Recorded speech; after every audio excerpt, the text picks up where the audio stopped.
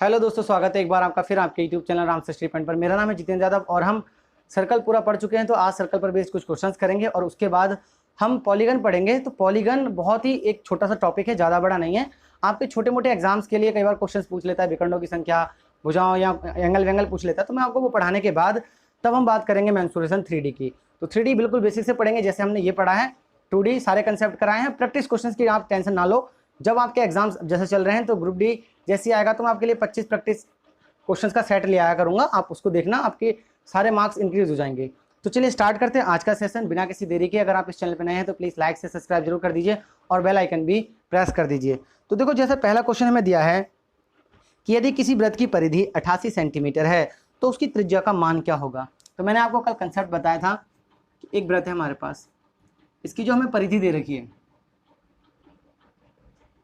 वो 88 दे रखी है। और मैंने कल आपको क्या बात बताई थी कि अगर परिधि n मल्टीपल है ऑफ 44 का तो जो रेडियस होगी वो n मल्टीपल होगी ऑफ 7।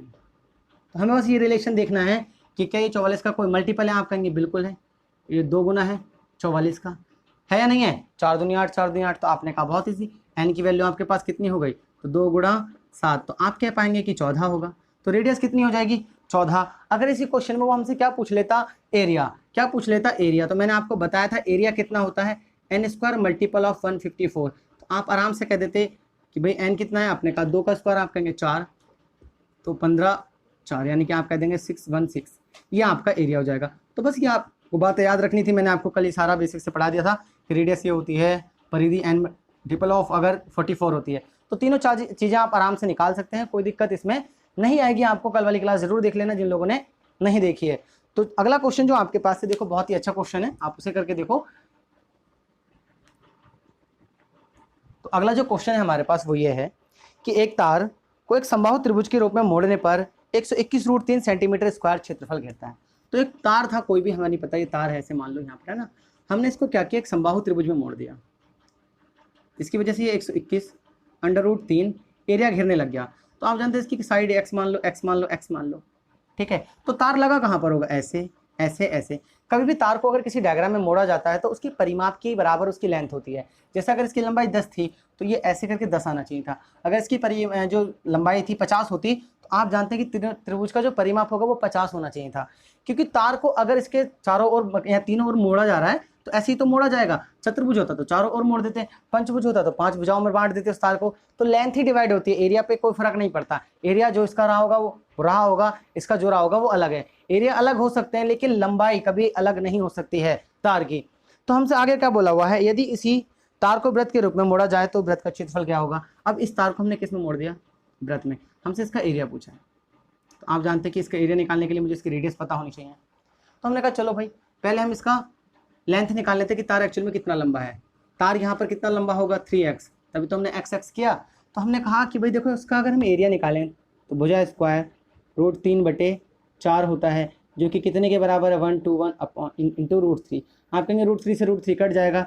आप जानते हैं कि अगर x स्क्वायर की वैल्यू निकालें तो एक किसको हम लिख सकते हैं, 11 गुणा 11 गुणा 4, है ना। आप जानते हैं अगर x की वैल्यू निकालें तो 21 का जोड़ा बन रहा है, आप कहेंगे 21 बाहर आ जाएगा। और किसका बन रहा है, आपने कहा 2 का जोड़ा बन रहा है, 4 का वर्गमूल कितना होता है 2, तो आपने कहा 22 हो गया। तो हमें एक बात पता चल गई कि तार की जो लंबाई है ना वो 22 मीटर सेंटीमीटर रही होगी। कितनी रही होगी, ये x की वैल्यू है सिर्फ आधा, 3x है, तो आप जानते हैं 66 रहा होगा।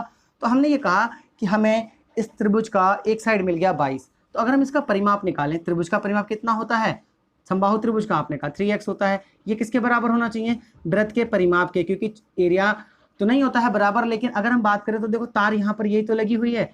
अगर ये तार है आपकी इसमें, और इसमें कौन सी तार है, आपने कहा ये वाली तार है इसमें। अगर हम तीनों साइड पर इसकी घूमें तो ये तार लगी है, तो इसकी तीनों साइड का जो सम होगा वो इसकी परिधि के बराबर होना चाहिए। तो आपने कहा 3x बराबर होना चाहिए 2πr के। तो आपने कहा 3 गुणा 22 बराबर 2 गुणा 22/7 गुणा r। आप देख रहे हैं इस 22 से 22 कट जाएगा, और आप देखें तो ये 7 ऊपर जाएगा और 2 बटे में आएगा। तो 3/2 इंटू 7 इक्वल r। हमसे क्या पूछा है, इसका एरिया। आप जानते हैं n की वैल्यू कितनी आ गई, 3/7 आ गई। तो मैंने बताया था जो एरिया होता है वो बहुत इजी होता है। कितना होता है, n² इंटू 154। अगर हमें क्या पता है कि रेडियस 7 का कौन सा मल्टीपल है, तो यहाँ पर कौन सा मल्टीपल है 3/2, यानी कि 9/4 यहाँ पर आपका आ जाएगा और 1/4 आपका ये भी हो जाएगा। अगर हम इसे 2 से डिवाइड कर लें तो आप जानते हैं 2 से कितनी बार में चला जाएगा, 2 बार में, 2 सत्ते 14 और 2 सत्ते 14। तो हम ये कह सकते हैं कि 9 सत्ते 63 का कितना आ जाएगा, 3 हासिल लगा 6, 9 सत्ते 63, तो आपने कहा 69/2। तो अगर आप इसे डिवाइड करना चाहते हैं या यहीं पर आप छोड़ सकते हैं, डिवाइड करना चाहते हैं तो आप डिवाइड कर लो, यहीं छोड़ना चाहते हैं तो यहीं छोड़ लो, आपका आंसर यही आ जाएगा 346.5। अगर आप इसे डिवाइड करके करेंगे तो आपका आएगा 346.5। ये भी आपका एरिया है, ये भी आपका एरिया है। तो बहुत इजीली हमने इसको कर लिया है। तो देखो ये तो आपको निकाल सकते थे, तो डायरेक्ट आपको पता है कि क्या मुझे ये निकालने की जरूरत है एग्जाम में, ये एक्सप्लेन करने के लिए मुझे आपको समझाना पड़ता है, ये सब आपको एक्सप्लेन करने के लिए समझाना पड़ता है। अगर आप एग्जाम में होंगे तो आप डायरेक्ट कह पाएंगे कि √3 से √3 कट जाएगा, ये 4 ऊपर जाकर और 2 बना लेगा, 121 का 11 आ जाएगा। तो डायरेक्ट हम पता कर सकते थे कि त्रिभुज की जो भुजा आएगी ना वो 22 आएगी, ठीक है। और एरिया तो आपको ये वाला काम आपको करना पड़ेगा, ये वाला भी आपको करना पड़ेगा। तो आई होप आपको समझ में आ गया होगा। अगले क्वेश्चन की ओर चलते हैं, वो भी हमने अच्छा रखा हुआ है, आप उसको भी करके देखना।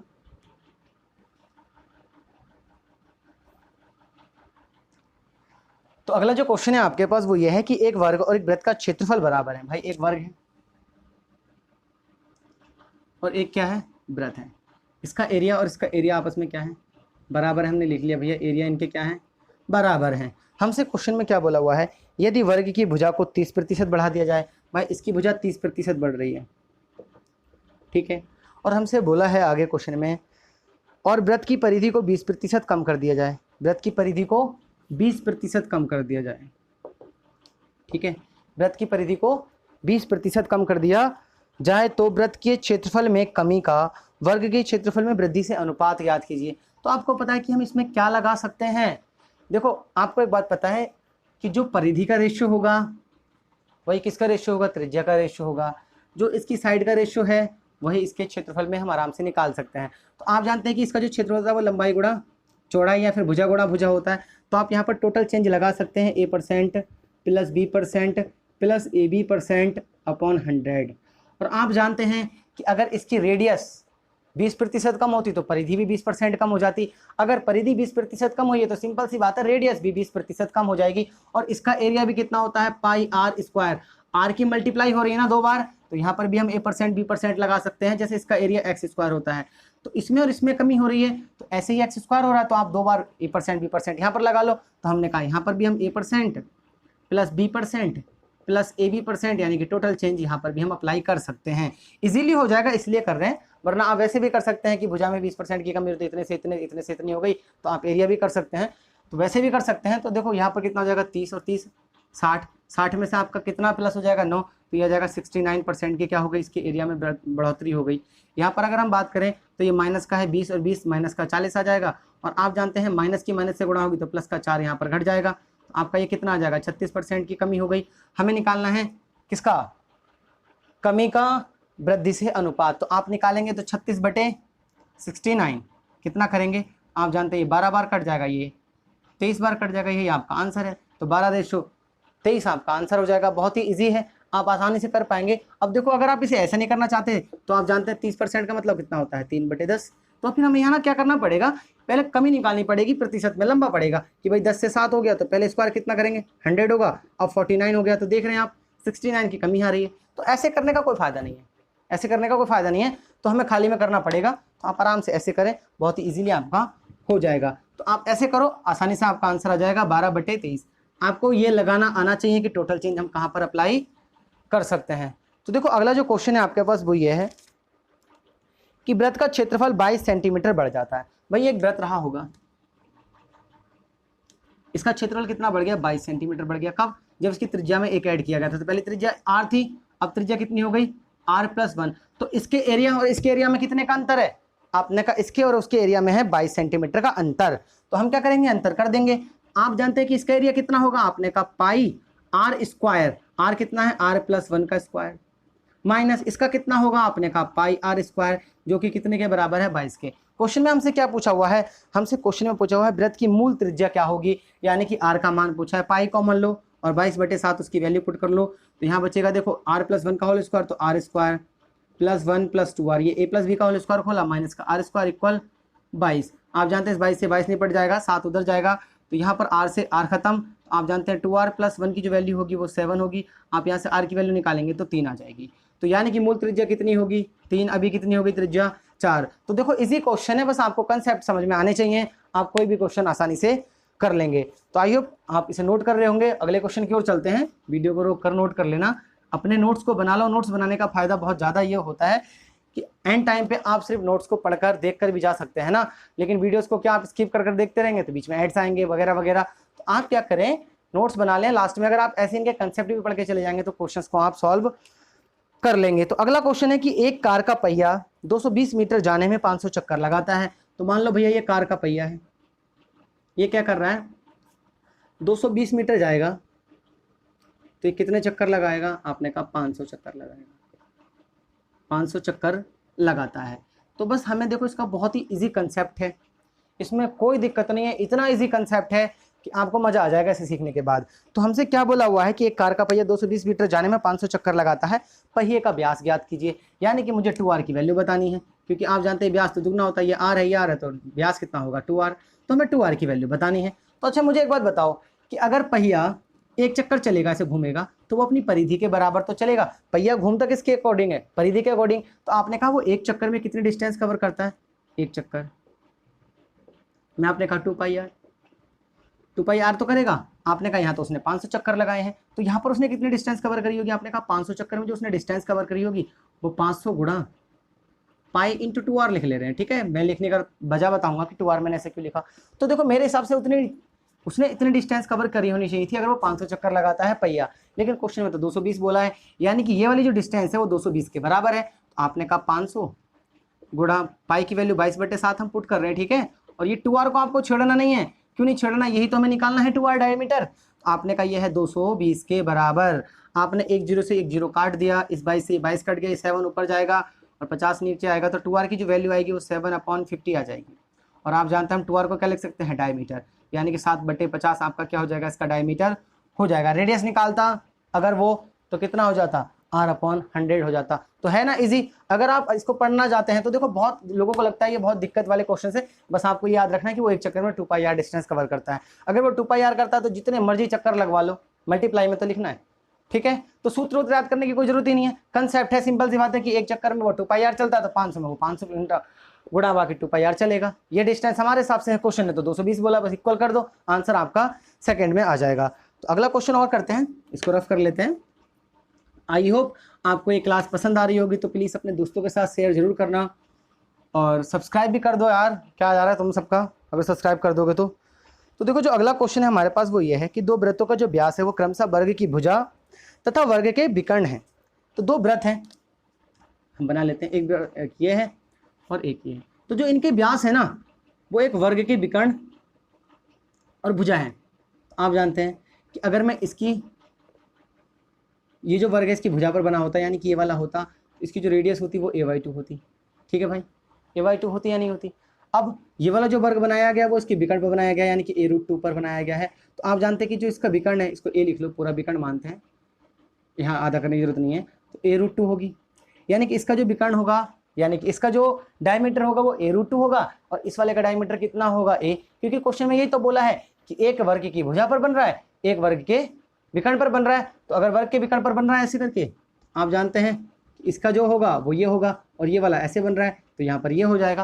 तो यहाँ घिचपिच हो जाती है, इसलिए मैंने इसलिए अलग अलग बनाया है कि आपको पता है कि ये वर्ग की भुजा पर बन रहा है तो इसका डायमीटर वर्ग की भुजा होगी, ये वर्ग के विकर्ण से बन रहा है तो इसका डायमीटर वर्ग का विकर्ण होगा। तो हमें इनकी साइड का रेशियो पता, आप साइड मत कहना कि विकर्ण का है, साइड का वही होता है। ठीक है, छोटे का ले लेते हैं a स्मॉल a√2।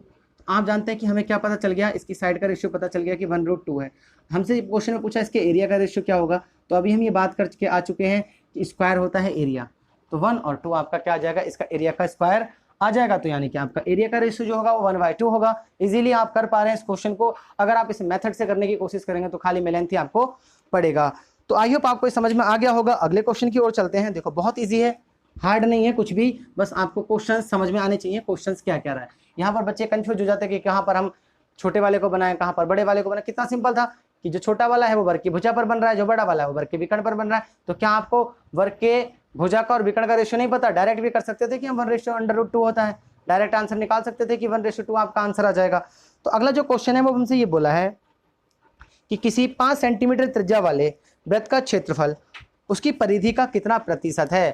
तो हमारे पास क्या है, एक 5 सेंटीमीटर त्रिज्या का वृत्त है, हमसे पूछा है इसका जो क्षेत्रफल है यानी कि जो पाई आर स्क्वायर है वो इसकी परिधि यानी कि 2 पाई आर का कितना प्रतिशत है। प्रतिशत में बदलने के लिए हमें 100 से मल्टीप्लाई करनी पड़ती है। तो देखो आर का हमें अभी इस्तेमाल करना ही नहीं है, पाई से पाई कटेगा, एक आर से एक आर कटेगा, तो आप देख रहे हैं R/2 इंटू 100% तो है। आर की वैल्यू आप पुट करो 5/2 गुणा 100, आप इससे इसको काटेंगे 50 बार में कटेगा यानी कि 250% है। तो पहले हमें एरिया निकालने की जरूरत नहीं थी, कुछ बच्चे क्या करेंगे एरिया निकालेंगे। रेशियो में आपको कुछ करने की जरूरत ही नहीं है, पहले रेशियो रखो, बाद में जो भी करना है वो करना, तो आराम से कर पा रहे हैं। देखो कितना इजीली हो गया। लोग क्या करते हैं इसके परिधि निकालते हैं, एरिया निकालते हैं और फिर देखते हैं कि वो कितना प्रतिशत है। तो इतना सब कुछ करने की हमें जरूरत नहीं होती है। तो आई होप आपको समझ में आ गया होगा।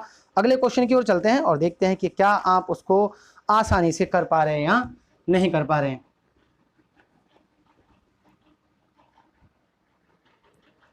तो अगला जो क्वेश्चन है आपके पास वो ये है कि 4 सेंटीमीटर, 6 सेंटीमीटर और 8 सेंटीमीटर त्रिज्या वाले 3 वृत्त एक दूसरे को स्पर्श करते हैं।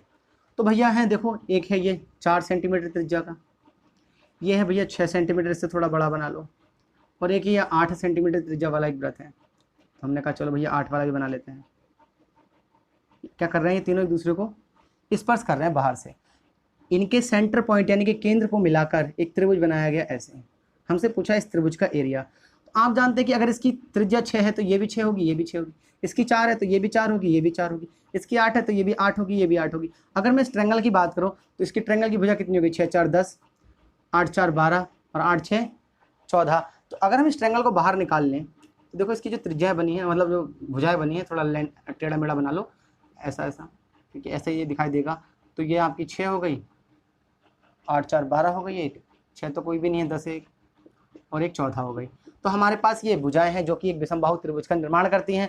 अगर विषमबाहु का करते हैं तो आप सभी को आता है हीरोन्स फॉर्मूला, इसका एरिया निकालने के लिए S - A S - B और क्या आता है साथ में S - C। तो क्या आप S निकालना जानते हैं? मैंने आपको बताया S क्या होता है, तीनों भुजाओं का योग का आधा। तो आप कहेंगे 4 और 2 6, ठीक है, ये कितना हो जाएगा आपका 36, तो यानी कि वो 12 आ गया। S की वैल्यू यहाँ पर कितनी आ गई, आपने कहा 12।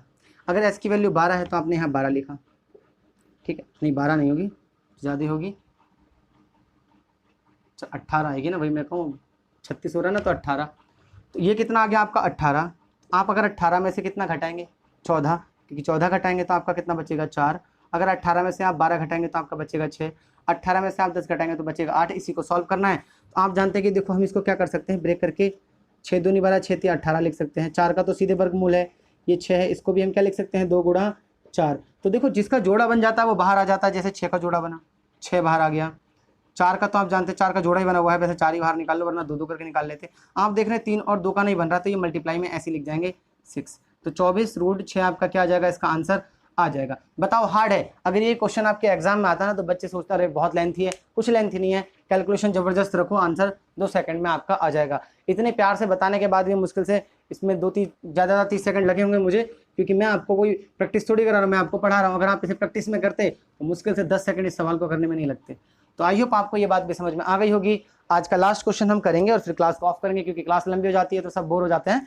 तो अगला जो क्वेश्चन है कि एक वर्ग और एक वृत्त का क्षेत्रफल बराबर है, ये तो सॉरी हमने कर लिया है।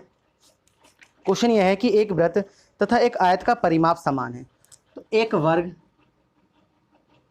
और एक आयत, ऐसे आयत है, एक वृत्त और एक आयत, वृत्त बोला वर्ग नहीं, एक वृत्त और एक आयत का जो परिमाप है वो समान है। तो भाई परिमाप समान है, हमसे बोला है आयत की भुजा 26 और 18 सेंटीमीटर है, इसकी भुजा 26 और 18 सेंटीमीटर है।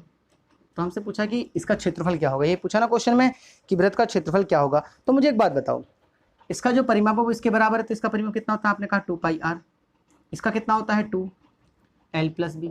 तो बराबर कर लेते हैं भाई, 2 से तो 2 कट जाएगा, पाई की वैल्यू 22/7। आर का मान निकालने के लिए ऐसा कर रहे हैं ताकि हमें इसका आर का मान पता चले तो हम एरिया निकाल पाएँ। तो आपने कहा l+b, तो 8 और 6 कितना हो जाएगा, आपने कहा 8 और 6 14 होता है, ठीक है। हासिल आपका 1 हो गया, 2 और 3 और 1 आपका कितना हो गया 3 और 1 2 3 और 1 4, ठीक है, 22 दूनी 44। तो आपने कहा आर जो है वो 2 × 7 है। तो अगर आर 7 का दूसरा मल्टीपल है, तो जो एरिया होगा वो 4 का मल्टीपल होगा, क्योंकि n स्क्वायर इंटू 154 होता है। मैंने आपको कितनी बार बता दिया, तो ये 4 गुणा 154 होगा। 4 कहाँ से आया, इस 2 का स्क्वायर करते हैं, तो 4 चौक 16, 15 चौक 60, 616 सेंटीमीटर स्क्वायर आपका क्या हो जाएगा, इसका एरिया आ जाएगा। तो बहुत इजी है अगर आपको कंसेप्ट्स आते हैं। तो आई होप आपको ये क्लास अच्छी लगी होगी। मैंने बहुत ही प्यार से आपको हर चीज़ बेसिक से बिल्कुल बताई है। तो प्लीज़ लाइक शेयर सब्सक्राइब जरूर करिए। तो चलिए मिलते हैं आपसे नेक्स्ट वीडियो में कल पॉलीगन के साथ।